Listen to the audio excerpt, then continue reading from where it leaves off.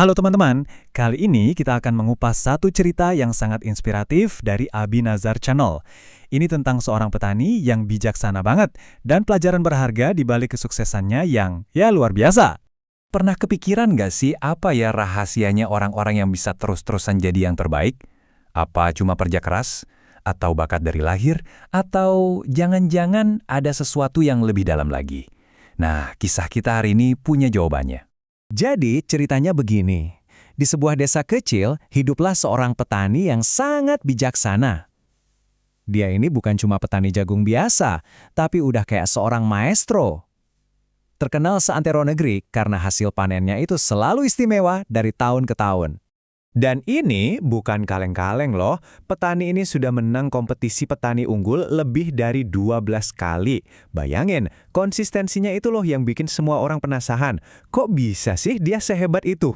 Tentu aja, kesuksesan yang konsisten kayak gini pasti menarik perhatian. Ada seorang jurnalis senior yang berpengalaman dengar soal reputasi petani ini dan merasa, wah, saya harus tahu rahasianya.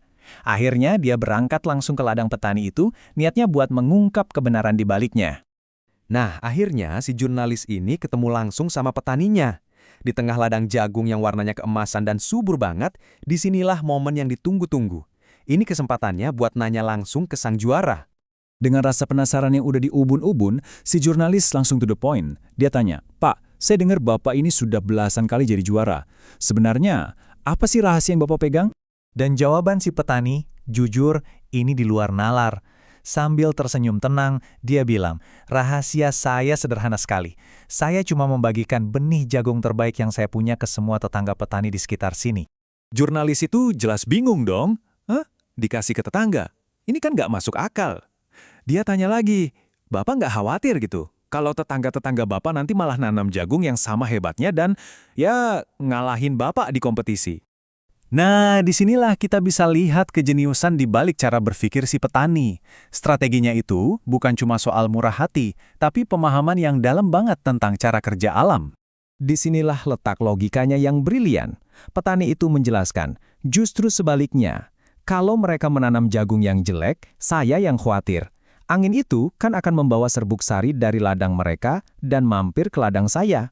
Kalau gitu, kualitas jagung saya pasti ikut turun. Prosesnya kan simpel banget ya. Angin itu niup kemana-mana, nggak milih-milih.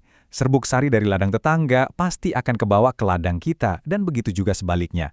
Jadi, kualitas jagung kita, mau nggak mau, pasti dipengaruhi sama kualitas jagung di sekeliling kita. Jadi poin utamanya adalah ini. Si petani sadar, satu-satunya cara supaya dia bisa terus menghasilkan jagung terbaik adalah dengan memastikan semua orang di sekitarnya juga menghasilkan jagung terbaik. Kesuksesannya itu terikat sama kesuksesan mereka semua. Keren banget kan? Dan kisah ini teman-teman, ini lebih dari sekedar soal jagung. Ini adalah sebuah metafora indah tentang sebuah prinsip universal yang berlaku dalam hidup kita semua. Kita sebut saja ini hukum kebaikan. Intinya, apapun yang kita berikan ke lingkungan kita, entah itu energi, ide, atau dukungan, pada akhirnya akan kembali mempengaruhi diri kita sendiri. Kalau kita menebar kebaikan, kebaikan itu akan balik lagi, seringkali dalam bentuk yang lebih besar. Pelajaran intinya jelas banget. Kita nggak bisa sukses sendirian. Kualitas hidup kita, pekerjaan kita, bahkan kebahagiaan kita, itu sangat dipengaruhi oleh serbuk sari dari orang-orang di sekitar kita. Entah itu energi positif mereka, ide cemerlang, atau dukungan yang tulus. Terus gimana caranya kita menerapkan pelajaran ini? Nah, cerita ini bukan cuma buat dikagumi, tapi buat diaplikasikan. Ini adalah sebuah ajakan untuk kita semua. Coba deh kita pikirin bareng-bareng apa benih terbaik yang kita miliki.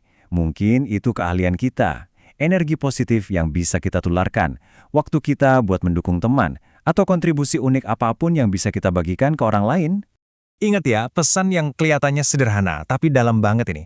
Dengan membantu orang lain untuk bersinar, cahaya kita itu nggak akan redup, malah justru akan makin terang.